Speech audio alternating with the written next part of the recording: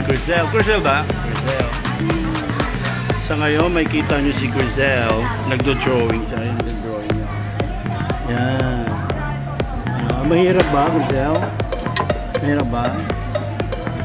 Medyo suplado si Crisel. Kasi busy-busyhan. Ayan po. Hello guys, my name is Mary Grisel Zayza Maniego. Okay, so nakilala nyo si Crisel. Ito yung kanyang sketchpad, guys, no? Tingnan natin, silipin natin yung mga pinag-aralan niya. As of now, no? Isa sa mga inaaral namin. Ayan, yung baby art, ganyan daw siya mag-drawing nung araw. Then, nung nag-aaral na siya, natuto na siyang gumawa ng mga shapes and letter. Then soon, naging ano na siya, mas malupit na siya ngayon. Then, naagawa na siya ng mga shape, then figure. At ngayon, nag-aaral siya sa akin. So, pinag-aaralan niya ngayon yung mga tonal values. Yan. Nice! Crisel! Yee! That's one. Very good. Ngayon, tinatapos niya yung isang subject niya. Ayun, mami niya, busy-busyhan.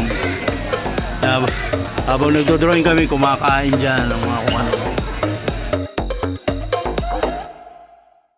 Hi, Crisel. Finish na ba? Okay, by the way, ano bang natutunan mo sa session mo? Natuto po ako sa pag-drawing ng tonal values, imaginary line, and cartooning number, landscape, mixing color, warm and full color. Yan, very good. Nice. Talaga lang? We, hindi nga. So, anong sikreto para gumaling sa pagdodrawing?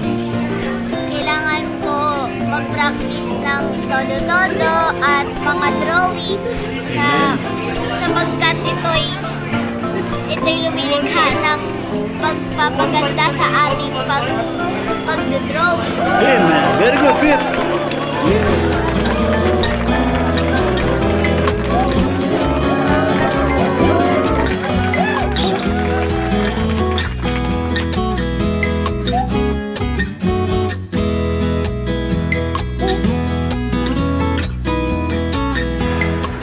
Alis na kami.